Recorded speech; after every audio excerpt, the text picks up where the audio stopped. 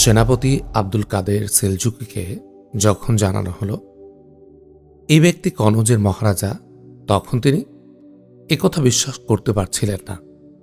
কিন্তু তাকে যখন নিশ্চিত করা হলো এই ব্যক্তি কনৌজের মহারাজা, তখন তিনি জিজ্ঞেস করলেন, মহারাজা কি উদ্দেশ্যে এখানে এসেছেন? সুলতানের শাসনকে মেনে নিতে এসেছেন, তার কাছে আত্মসমর্পণের জন্য এসেছেন। বললেন রাজা রাজ্যপাল, আপনি এখন ইচ্ছা করলে আমাকে বন্দী করতেই পারেন, আবার ইচ্ছা করলে হত্যাও করতে পারেন। একজন মহারাজকে এই বেশে আমি দেখতে চাই না। বললেন সেনাপতি আব্দুল কাদের সেলজুকি, আপনার শরীর যদি রক্তে রঞ্জিত থাকত তাহলে আমি দেখে খুশি হতাম। মনে করতাম আপনি আপনার রাজ্যের জন্য লড়াই করেছেন, কিন্তু আপনি এসেছেন ভিন্ন বেশে। আমি আপনাকে একজন মহারাজা হিসেবে শ্রদ্ধা জানাচ্ছি, আপনাকে সম্মান করছি।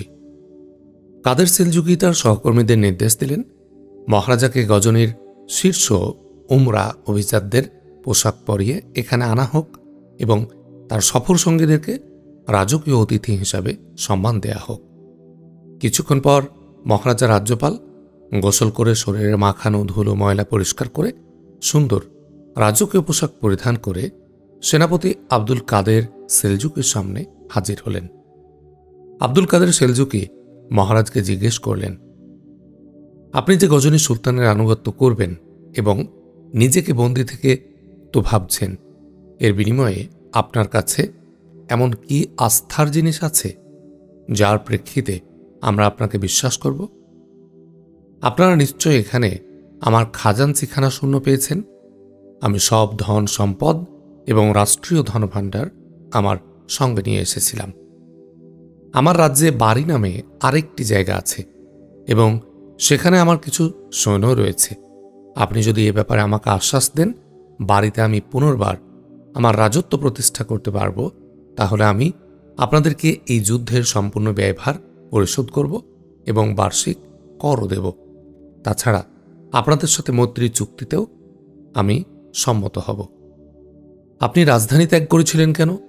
জিজ্ঞেস করলেন সেলজুকি। এ প্রশ্নের জবাব দেওয়া আমার পক্ষে কঠিন।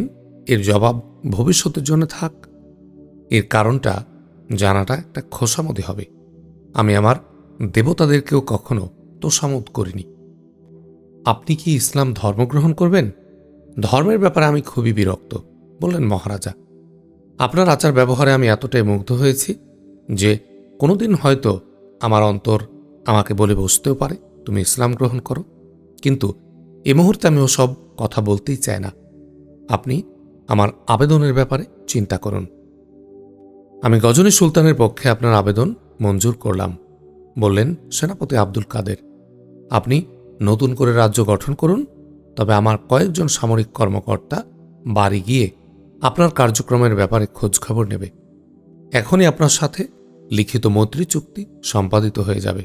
আপনার যুদ্ধব্যয়ের ক্ষতিপূরণের পরিমাণ এবং বার্ষিক কর সুলতান নিজে নির্ধারণ করবেন। এ ব্যাপারে প্রয়োজনীয় পয়গাম দিয়ে আজই আমি পাঠিয়ে দেব। এদিকে নদী তার জ্ঞাতি ভাইয়ের সাথে কালাঞ্জোর পৌঁছে গেল। সৈনিক কালাঞ্জোরের রাজাকে জানালো মহারাজা রাজ্যপাল গজনীর আনুগত্য স্বীকার করে নেয়ার জন্যে কনৌজ গেছেন। এ কথা শুনে কালাঞ্জোরের রাজা গুন্ডা ক্ষোভে প্রায় লাফিয়ে উঠলেন।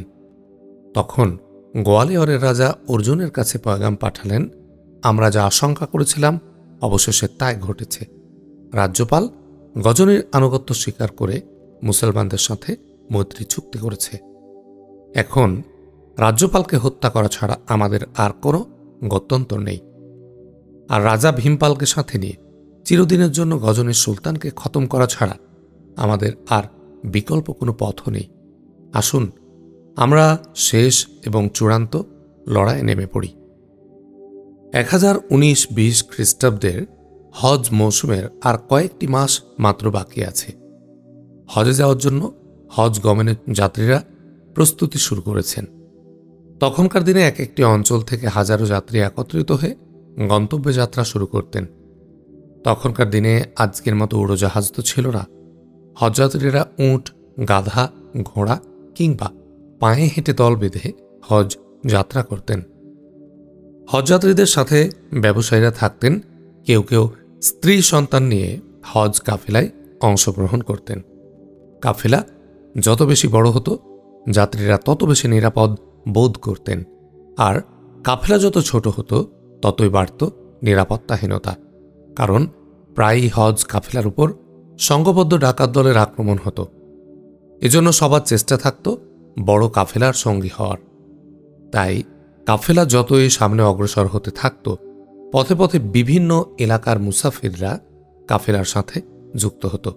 ফলে দিন দিন কাফেলার লোকসংখ্যা বৃদ্ধি পেত। ডাকাতেরাও কম যেত না।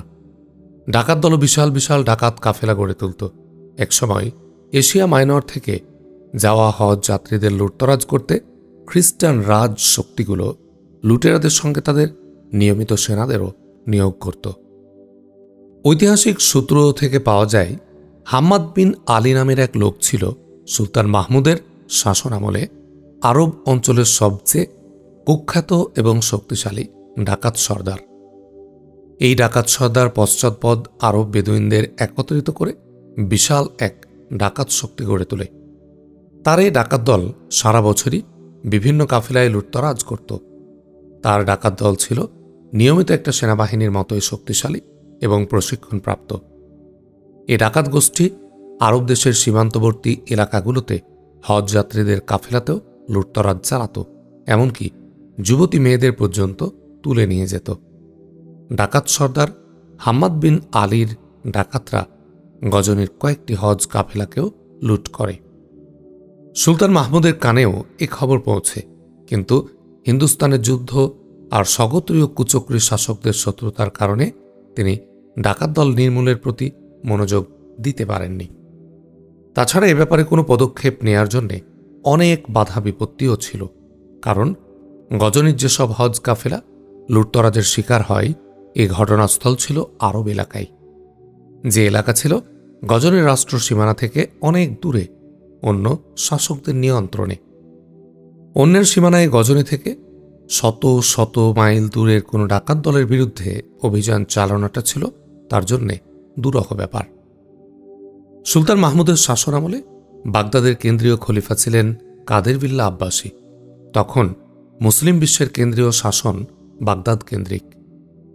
নামে মাত্র খেলাফত, মূলত খেলাফত তখন রাজতন্ত্রের মতোই ক্ষমতার মসনদে পরিণত হয়।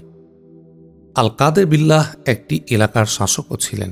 তিনি তার শাসনাধীন এলাকার বিস্তৃতির জন্য সচেষ্ট ছিলেন, যদিও কেন্দ্রীয় খলিফা হিসেবে এটা ছিল একেবারেই তার জন্য অন্যায় এবং বেমানান। তার এই প্রচেষ্টা ছিল পর্দার অন্তরালে। ক্ষমতালিপ্সু আর দখলদারদের জন্য মিথ্যা প্রতারণার আশ্রয় গ্রহণ করা সাধারণ একটা ঘটনা। বস্তুত ক্ষমতালিপ্সু হওয়ার কারণে মুসলিম সালতানাতের ভেতরে নানান ভাঙা গড়ার খলিফার নেপথ্যে হাত থাকত। অনেক ক্ষেত্রে তিনি নিজেই গোলযোগের ক্রীড়নক হিসাবে কাজ করতেন। এ কারণে সুলতান মাহমুদের সাথে তার একটা দ্বন্দ্ব ঘটে যায়। বহু ঐতিহাসিক বলেছেন, খলিফা আল কাদের বিল্লাহ জানতেন হাম্মাদ বিন আলীর নেতৃত্বে আরবের বহু বেদুইন গোষ্ঠী ডাকাতিতে লিপ্ত, কিন্তু তিনি সব কিছু জেনেই চোখ বুজে থাকতেন। হজ মৌসুমে যখন হজ কাফেলা প্রস্তুত হচ্ছে, তখন বাগদাদে ডাকাত সর্দার বিন আলী খলিফার একজন সেনাপতির কক্ষে অবস্থান করছে।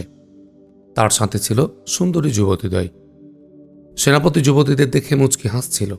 যুবতী দুজন ছাড়া ডাকাত সর্দার হাম্মাদ বিন আলী আর বহু উপহার উপঢৌকন সাথে নিয়ে এসেছিল।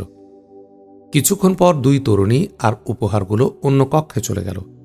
সেনাপতি ও ডাকাত সর্দার হাম্মাদ শুধু সেই কক্ষে থাকল।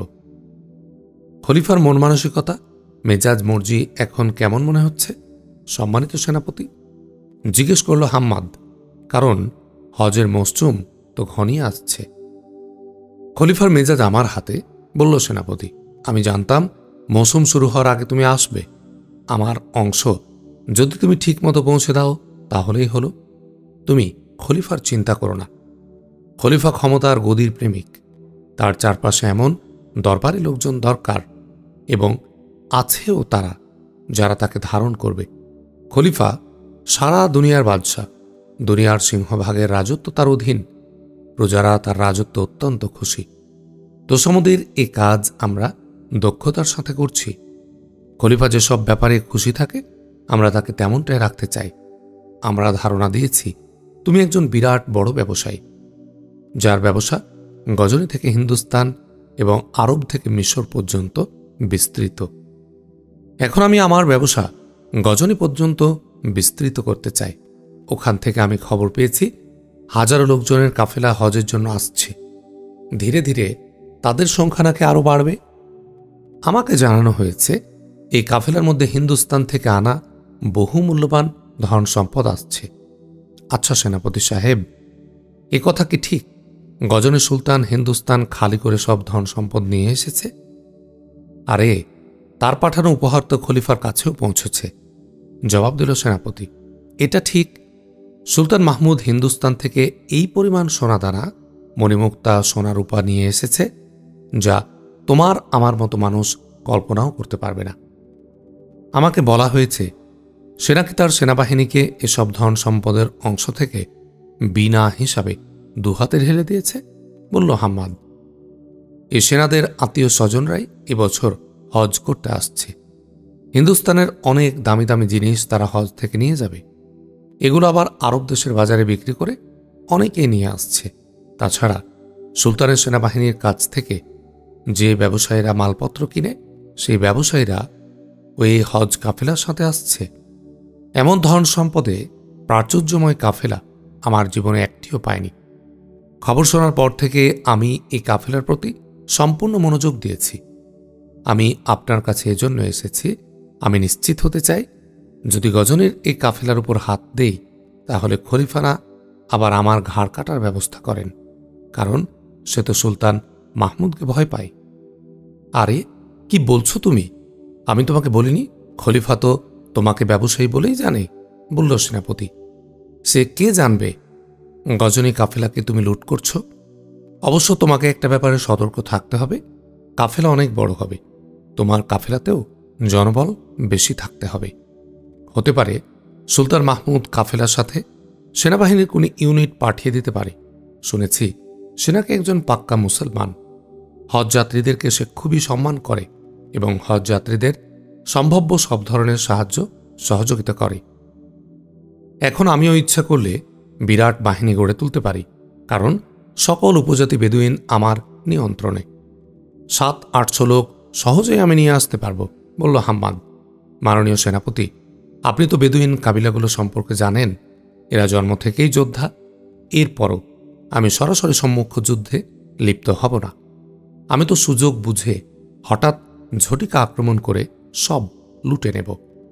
হ্যাঁ, কোনো পাহাড়ি এলাকায় সুবিধাজনক জায়গায় অতর্কিত আক্রমণ চালাবে, এই তো, বলল সেনাপতি। না না, পাহাড়ি জায়গা কেন, কায়েদ মরু অঞ্চলে। আপনি কেমন সেনাপতি? কায়েদ মরু অঞ্চল সম্পর্কে বুঝে আপনার কোনো ধারণা নেই? কায়েদ মরু অঞ্চলে যখন কোনো কাফেলার উপর আক্রমণ হবে তখন কাফেলার লোকজন খালি ময়দান পেয়ে এদিক সেদিক ছড়িয়ে পড়বে, কিন্তু লুকানোর মতো কোনো জায়গা তারা পাবে না। কায়েদ মরু অঞ্চল সম্পর্কে আমি জানি। সেখানে একটা জায়গা আছে যেখানে অসংখ্য বালিয়াড়ি। এই জায়গা সম্পর্কে আমার কাবিলা অবগত। কোনো অপরিচিত লোক ওখানে পথ হারিয়ে ফেললে তার পক্ষে বালিয়াড়ির পাক মারিয়ে পথ পাওয়া কঠিন। এই স্থানে গজনীর বাহিনীও সুবিধা করতে পারবে না। আমার সাথে যেসব বেদুইন কাবিলার লোক আছে এরা মানুষ নয়, মানুষরূপী ভয়ঙ্কর দৈত্য। আপনি আমাকে খলিফার সাথে সাক্ষাতের ব্যবস্থা করে দিন, তার খেদমতেও আমি কিছু উপহার পেশ করতে চাই। খলিফা আল কাদের বিল্লাহ তার খাস কামরায় উপবিষ্ট। তার একান্ত বিশ্বস্ত সেনাপতি তাকে বলছিল বিশিষ্ট ব্যবসায়ী হাম্মাদ বিন আলী তার সাথে সাক্ষাৎ করতে এসেছে। হাম্মাদের নিয়ে আসা বিপুল উপহার উপঢৌকন খলিফার সামনে পেশ করা হল। সেনাপতি হাম্মাদ বিন আলীর দীর্ঘ গুণকীর্তন করল। সেই সাথে বলল, হাম্মাদ বিন আলী অনেক কাজের লোক। সে সকল বিদ্রোহী বেদুইন গোষ্ঠীগুলোকে আপনার তাবেদার বানিয়ে ফেলেছে এবং সে সব বেদুইন গোষ্ঠী থেকে আপনার সেনাবাহিনীর জন্য লোক সংগ্রহ করতে শুরু করেছে। প্রয়োজনের সময় এসব বেদুইন আমাদের কাঁধে কাঁধ মিলিয়ে লড়াই করবে। এসব বেদুইন খুবই স্বাধীনচেতা ও উগ্র। আমি শুনেছি এরা নাকি বিভিন্ন কাফেলা লুট করে নেয় এবং অনেক তরুণী মেয়েদের অপহরণ করে এনে বিক্রি করে দেয়, বললেন খলিফা। জনাবে আলী মোহতারাম, এসব হচ্ছে ওদের দেয়া অপবাদ, যারা হাম্মাদ বিন আলীর জনপ্রিয়তা এবং তার শক্তির প্রতি ঈর্ষাপরায়ণ। তোষামদির চূড়ান্ত নিদর্শন স্বরূপ বলল সেনাপতি। আসলে প্রতিটি জনপ্রিয় লোকই পরশ্রীকাতর ঈর্ষাপরায়ণদের গলার কাঁটা হিসাবে বিবেচিত। আপনারাও হয়তো শত্রু আছে, যখন দেখে আপনার প্রজারা আপনার নাম উচ্চারিত হওয়ার সঙ্গে সঙ্গে শ্রদ্ধায় মাথা অবনত করে দেয়, তখন হিংসুটেদের গায়ে জ্বালা ধরা শুরু করে, ওরা অস্বস্তি বোধ করে। হাম্মাদ বিন আলী সকল বিদ্রোহী বেদুইন গোষ্ঠীগুলোকে আপনার অনুগত বানিয়ে ফেলেছে এবং সে আপনার একজন অন্ধভক্ত। সমস্ত বেদুইন গোষ্ঠীগুলোকে সে আপনার অনুগত বানিয়েই ছাড়বে। আমিরুল মুমিনিন, সেনাপতির অনুগত আরেক তোষামদকারী দরবারি আমলা বলল, এই বয়সেও আপনার চেহারা মোবারকে যৌবনের দীপ্তি বিদ্যমান। হাম্মাদ বিন আলী আপনার জন্য যে তোহফা এনেছে তা আপনি রাতে আপনার হারেমে দেখতে পাবেন। আপনি এ হাদিয়া উপযুক্ত, বলল সেনাপতি। হাম্মাদ বাইরে অপেক্ষা করছে, আপনি হাম্মাদকে সাক্ষাতের অনুমতি দিয়ে তাকে একটু সম্মানিত করুন। তাকে আর বাইরে অপেক্ষমান রাখা হলো কেন? সারা জগতের বাদশার মতো শাহী মেজাজে বললেন খলিফা, তাকে আমি আমার সাথে বসিয়ে সম্মানিত করব। খলিফার অনুমতির সাথে সাথে হাম্মাদ বিন আলীকে খলিফার সামনে হাজির করা হলো। সে ছিল প্রকৃতপক্ষে জাত আরব। তার চেহারা ছিল টকটকে লাল আর চোখ ঘন কালো। বয়স প্রৌঢ়ত্বের কাছাকাছি, কিন্তু শরীরের গাঁথনি এতটাই মজবুত যে দেখতে তখনও যুবকের মতো। তার চেহারার মধ্যে সেই সব আরবের দূতি যারা রোমানদের গর্ব খর্ব করে তাদের অহংকার ধুলোয় মিশিয়ে দিয়েছিল, যারা আরবের সীমানার বাইরে সাগর পাড়ি দিয়ে ইসলামের ঝান্ডা ইউরোপের বুকে গেঁড়ে দিয়েছিল। হাম্মাদের বাহু ছিল লম্বা, কাঁধ চড়া, বুক ও বাহু পেশিবহুল, মাংসল। সে যখন খলিফার কক্ষে প্রবেশ করল, তখন তার পায়ের নিচে পৃথিবীটা যেন দুলছে। তার ঠোঁটে ছিল ঈষৎ হাসির রেখা, চেহারায় পৌরুষের দীপ্তি, তার চেহারায় গভীর দৃষ্টি। পরিষ্কার পরিচ্ছন্ন পোশাক পরিচ্ছদের দ্বারা কারো সন্দেহ করার উপায় ছিল না এই লোকটি লুটেরাদের সর্দার। হাম্মাদ বিন আলী প্রবেশ করতেই খলিফা দাঁড়িয়ে হাত বাড়িয়ে দিয়ে বললেন, এগিয়ে এসো হাম্মাদ বিন আলী, আল্লাহর কসম, তোমার চেহারা দেখে আমি বুঝে ফেলেছি তুমি খেলাফতের মর্যাদা রক্ষার একজন নিবেদিত প্রাণ সৈনিক। লুট তরাজকারী বেদুইন লোকগুলোকে বসে এনে তাদের নিয়ন্ত্রণ করে তুমি ইসলাম ও খেলাফতের বিরাট খেদমত আঞ্জাম দিচ্ছ। আমিরুল মুমিনিন, আমি আপনার নগণ্য একজন প্রজা মাত্র, বলল হাম্মাদ। প্রজাদের মধ্যে এমন কোনো ব্যক্তিটা আছে যে আপনার আনুগত্য না করার ধৃষ্টতা দেখাবে? আপনি ঠিকই বলেছেন, এ অধম খেলাফতের একজন নগণ্য সৈনিক। আপনার খেদমতে আমার জীবন সমগ্র বেদুইন গোষ্ঠীগুলোর আনুগত্য পেশ করতে এসেছি। খলিফা হাম্মাদ বিন আলীকে এমনভাবে তার পাশাপাশি বসালেন যেন কেউ অবচেতন মনে কোনো কেউটে সাপ তার জামার আস্তিনে ভরে ফেলল। বাগদাদের খলিফার প্রাসাদ যেমন তোষামদকারী ভোগবাদী আমলা, সেনাপতি আর দরবারীদের দ্বারা পূর্ণ ছিল, খেলাফত একটি প্রতীকে পরিণত হয়েছিল। খলিফা ভোগবিলাসিতায় আকণ্ঠ ডুবে গিয়েছিল। ইসলাম ও মুসলমানদের স্বার্থের কথা চিন্তা না করে জাতি ধর্মের সমূহ ক্ষতি হলেও তারা নিজেদের ভোগবাদিতা ও ক্ষমতার মসনদ আঁকড়ে থাকাটাকেই বেশি গুরুত্ব দিতে শুরু করেছিলেন। ঠিক তখন সেদিনকার আন্দালুস তথা আজকের স্পেনের অবস্থাও এমনই হয়ে পড়েছিল। তৎকালীন আন্দালুসের রাজধানী কর্ডোভা চক্রান্ত আর ষড়যন্ত্রকারীদের আখড়ায় পরিণত হয়েছিল। স্পেন বিজয়ী তারিক বিন জিয়াদের হাড় মাংস হয়তো তখন মাটির সাথে মিশে গিয়েছিল। তার আত্মা হয়তো পরিবর্তিত আন্দালুসকে জয় করার জন্য মহাসাগর পাড়ি দিয়ে সকল জাহাজ পুড়িয়ে দিয়েছিল, ফিরে আসার ব্যবস্থা ধ্বংস করে দিয়েছিল। সে তারিক বিন জিয়াদের আন্দালুস তখন তোষামদকারী ক্ষমতালেপ্সু স্বার্থপর দরবারি এবং আমত্তবর্গের আখড়ায় পরিণত হয়েছিল। যেদিন বাগদাদের খলিফার দরবারে এক লুটেরা সর্দারকে বিশিষ্ট ব্যবসায়ীর সম্মানে ভূষিত করা হয়েছিল, ঠিক সেই সময় আন্দালুসিয়ায় চলছিল ক্ষমতার মসনদ দখলে চাচা ভাতিজার দ্বন্দ্ব। খোলাফায়ে রাশেদিনের পর প্রায় অধিকাংশ খলিফার যুগে তোষামদকারী ও চাটুকারদের একটি গোষ্ঠী খলিফাদের ঘিরে রেখেছে। তারা কখনো শাসকদের সত্যিকার পথে পরিচালিত হতে দেয়নি। প্রশংসা আর ভোগ বিলাসিতায় শাসক গোষ্ঠীকে লিপ্ত রেখে নিজেদের জাগতিক স্বার্থ উদ্ধার করেছে। আর এই সুযোগে ইসলামের শত্রুরা ইঁদুরের মতো ক্ষমতার শিকড় কেটেছে। অধিকাংশ ক্ষেত্রে এসব তোষামোদকারীদের প্ররোচনায় অযোগ্য অসৎ লোকেরা শাসন কার্যের গুরুত্বপূর্ণ পদগুলো দখল করেছে। আর খেলাফতের ছত্রছায়ায় বসে এরা খেলাফতের বিরুদ্ধে সব ধরনের চক্রান্ত, ষড়যন্ত্র এবং ধ্বংসাত্মক কাজ করেছে। ইতিহাস সাক্ষী, অনেক ক্ষেত্রে শিক্ষিত বুদ্ধিজীবীরাও তাদের বিবেক বিক্রি করে দিয়েছে। ফলে আন্দালুসে যখন ইসলামের প্রদীপ নিষ্প্রভ হয়ে আসছিল, বাগদাদেও খেলাফতের প্রাণশক্তি নিঃশেষ হয়ে রাজতন্ত্রের রূপ ধারণ করছিল। ফলে হাম্মাদ বিন আলীর মতো ডাকাত সর্দার বাগদাদের খলিফার কাছে পাচ্ছিল বিশিষ্ট ব্যবসায়ের মর্যাদা। অপরদিকে সত্যিকার মুসলমান ও ইসলাম প্রেমিক সুলতান মাহমুদ ছিলেন এদের সবার জন্যে গলার কাটা। হাম্মাদ বিন আলীর সাথে 4 জন নিরাপত্তা রক্ষী ছিল। তাদের একজন ছিল তুর্কি বংশোদ্ভূত ইরতেগিন। 2 বছর আগে সে হাম্মাদের ডাকাত দলে ভিড়ে যায় এবং হাম্মাদের অতি বিশ্বস্ত সঙ্গী ও নিরাপত্তা রক্ষীতে পরিণত হয়। অন্যান্য বছরের মতো সে বছর গজনীত একটি হজ কাফেলা মক্কা যাওয়ার জন্য তৈরি হচ্ছিল। প্রস্তুতির অন্যতম লক্ষ্য ছিল কিভাবে বেশি লোক হজ কাফেলাতে জড়ো করা যায়, এর ফলে ডাকাত ও লুটেরাদের হাত থেকে নিরাপদে থাকা যায়। গজনী ছাড়াও আরও বহু দূর দূরান্ত থেকে লোকজন এসে গজনীর হজ কাফেলায় শরিক হচ্ছে। এ উপলক্ষে বহু উট, ঘোড়া, গরুর কেনাবেচা হচ্ছে। ঘোড়ার গাড়ি এবং গরুর গাড়ি তৈরির ধুম পড়ে গিয়েছিল গজনীতে। অনেকটা মেলার আকার ধারণ করছিল হজযাত্রীদের আয়োজনে। এই মেলায় হাম্মাদ বিন আলীর লোকজনও ঘোরাফেরা করছিল। তারা পর্যবেক্ষণ করছিল কাফেলার সাথে কতজন লোক যাওয়ার সম্ভাবনা আছে এবং মালপত্র কি পরিমাণ যাবে। যেসব লোক যাবে তাদের কি লড়াইয়ের শক্তি থাকবে কি না। মাস দেড়েক পর হজ কাফেলার রওনা হওয়ার কথা। কাফেলার যাওয়ার পথে আরব এলাকায় মরু অঞ্চলে একটি মরুদ্যান পড়ে। মরুদ্যানটি ছিল যথেষ্ট বিস্তৃত এবং গাছপালা সজ্জিত। সেখানে বহু অভিযাত্রী তাঁবু ফেলে। রাতের বেলায় বহু মশাল জ্বালিয়ে যেন তাঁবুর শহর। তাঁবু থেকে একটু দূরে কয়েকজন লোক আসর বেঁধে বসে আছে।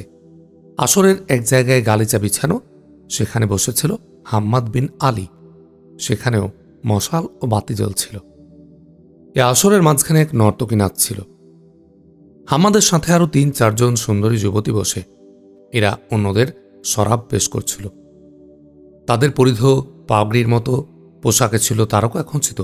এদের চালচলন এমন ছিল যেন মরির উপর এরা সাঁতার কাটছে। সবার সামনে কয়েকটি আস্ত খাসি ভুনা করে রাখা। নর্তকীর নাচ আর বাদকদের বাজনার তাল মিলিয়ে মরুভূমির মধ্যে একটা মন মাতানো সুরের আবহ তৈরি করেছে।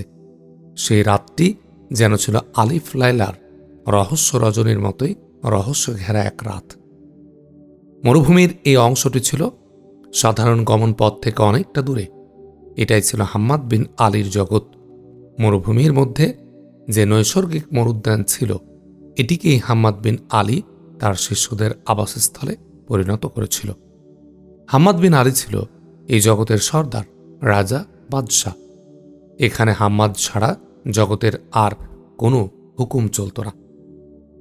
সে রাতে তার পাশে যারা বসেছিল তারা ছিল বিভিন্ন আরব বেদুইন স্বাধীন গোত্রগুলোর সর্দার, যারা কোনো খলিফার শাসন মানত না। তাদের উপর কারো কোনো হুকুম চলত না। তাদের চেহারা ছবি বলে দিচ্ছিল তারা কোনো আইন কানুনের ধার ধারে না এবং তারা আল্লাহ রসুলকেও ভয় করে না। বেদুইনদের এই সমাবেশে সুন্দরী এই তরুণীদের মনে হচ্ছিল এরা অন্য কোনো জগতের বাসিন্দা। হাম্মাদ বিন আলীর এ রাত এভাবে ভোগ বিলাসিতা শরাব পানের মধ্যে কেটে যায়।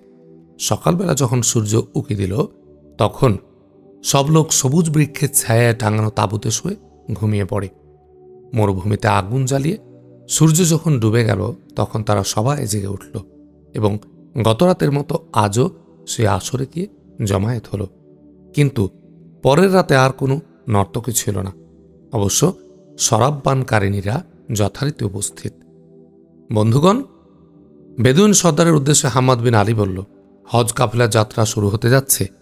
দূরের লোকজন এরই মধ্যে যাত্রা শুরু করে দিয়েছে। এবার বিরাট বড় এক শিকার আসছে। এই শিকার হল গজনীর হজ কাফেলা। এই কাফেলার সাথে গজনী বাহিনীর অর্জিত হিন্দুস্তানের গনিমতের সব ধন সম্পদ আসছে। তোমরা এর আগেও গজনীর কাফেলা লুটেছ, কিন্তু তেমন কোনো সম্পদ পাওনি। আমি খবর পেয়েছি এবছর যে কাফেলা আসছে এটা লুট করতে পারলে তোমাদের সারা জীবনের কামাই হয়ে যাবে। কিন্তু এই কাফেলায় হাত দেওয়া সহজ ব্যাপার নয়। কাফেলায় কমপক্ষে 1000-1,500 লোক থাকবে, সবাই থাকবে অস্ত্রশস্ত্রে সজ্জিত। তাছাড়া তাদের নিরাপত্তার জন্য সেনাবাহিনীর লোকজনও থাকবে। 200-100 লোকের পক্ষে এই কাফেলায় হাত দেওয়া সম্ভব নয়। আমাদের সবাইকে মিলে একটি সংঘবদ্ধ সেনাবাহিনীর মতো আক্রমণ করতে হবে। তোমরা সবাই কি বলতে পারো তোমরা প্রত্যেকে কতজন করে লোক সাথে আনতে পারবে? 1000 একজন হাত তুলে বলল। 600 আরেক গোত্রপতি হাত তুলে বলল। 400 বলল আরেকজন। একে একে সব গোত্রপতি বলল কতজন লোক আনতে পারবে। সব মিলে সংখ্যা দাঁড়ালো 5000। মনে রেখো, আমাদের দরকার সিপাহী যোদ্ধা। 5000 যুবক দিয়ে আমাদের কোনো কাজ নেই, বলল হাম্মাদ বিন আলী। হয়তো আমাদের যুদ্ধ করার দরকার নাও হতে পারে, কিন্তু আমাদের প্রস্তুত থাকতে হবে। আমি বাগদাদ থেকে এসেছি। খলিফার এক সেনাপতি আমাকে বলেছে গজনী সুলতান মাহমুদ হাজিদের খুব সম্মান করে এবং তাদের সেবা যত্নের প্রতি খুব খেয়াল রাখে। বিরাট এই কাফেলার নিরাপত্তার জন্যে সে হয়তো কোনো সেনা ইউনিটকেও পাঠিয়ে দিতে পারে। প্রত্যেক গোত্রপতি হাম্মাদকে এই বলে আশ্বস্ত করল তারা এমন লোকদেরই আনবে যারা গজনীর সেনাবাহিনীকেও কচুর মতো কেটে ফেলবে। তোমরা যদি সত্যি সৈনিকের মতো শক্তি নিয়ে আসতে পারো তাহলে তোমাদেরকে আমি বাড়তি আরেকটি পুরস্কার দেব, বলল হাম্মাদ। হাম্মাদের পাশে বসা ছিল এক সুন্দরী তরুণী। বিগত 1 বছর যাবৎ এই তরুণী হাম্মাদের সাথে। হাম্মাদ তরুণীর মাথায় হাত রেখে বলল, এ হল গজনীর সুন্দরীদের নমুনা। গজনীর কাফেলা থেকে আমি একে পেয়েছি। এবার এমন বহু সুন্দরী আসছে, অনেকে আসছে গোটা পরিবার পরিজন নিয়ে, কাজেই বহু সুন্দরী থাকবে এবারের কাফেলায়। এমন পুরস্কার তোমরা আর কোথাও পাবে না। তরুণীটি তখন মুচকি হাসছে, কিন্তু গজনীর কাফেলা থেকে তরুণীদের অপহরণের কথা শুনে তার চেহারা লাল হয়ে গেল। হাম্মাদ এরপর বলতে শুরু করল, কোথাও কোনো মোক্ষম সুযোগে গজনীর কাফেলার উপর আক্রমণ করা হবে। হাম্মাদের পেছনে দাঁড়ানো ছিল তার বডিগার্ড ইরতেগিন। মরুর এই মজলিসে কোন নিরাপত্তারক্ষীর দরকার ছিল না, কিন্তু হাম্মাদ এই মরু রাজ্যের রাজা। রাজার মর্যাদা বুঝানোর জন্যে তার পেছনে একজন নিরাপত্তারক্ষীকে দাঁড় করিয়ে রাখা হতো। হাম্মাদ যখন বেদুইন গোত্রপতিদের সাথে কথা বলছিল তখন তরুণী আর চোখে কয়েকবার তাকিয়েছিল ইরতেগিনের প্রতি। ইরতেগিনের চেহারায় কোনো প্রতিক্রিয়া লক্ষ্য করা যায়নি, কিন্তু যখন গজনীর কাফেলা থেকে তরুণীদের অপহরণের কথা বলল ডাকাত সর্দার হাম্মাদ, তখন তরুণী গভীরভাবে তাকালো ইরতেগিনের দিকে। তরুণী দেখল একথা শোনার পর ইরতেগিনের চেহারা পুরোটাই বদলে গেছে, যেন তার কোনো মারাত্মক ভুল হয়ে গেছে। বেদুইন গোত্রপতিরা মিলে গজনীর হজ কাফেলা লুটে নেওয়ার পরিকল্পনা চূড়ান্ত করল এবং কেয়াদ নামক মরু অঞ্চলে তারা এই কাজের জন্য উপযোগী বলে সাব্যস্ত করল। সেই রাতেরই ভিন্ন একটি পর্ব। হাম্মাদ বিন আলী গভীর ঘুমে অচেতন। তার পাশের তাঁবুতে সাবিলা নামের হাম্মাদের এক রক্ষিতা শুয়েছিল, কিন্তু তার দুচোখে ঘুম নেই। এই সাবিলা জন্মসূত্রে গজনীর মেয়ে।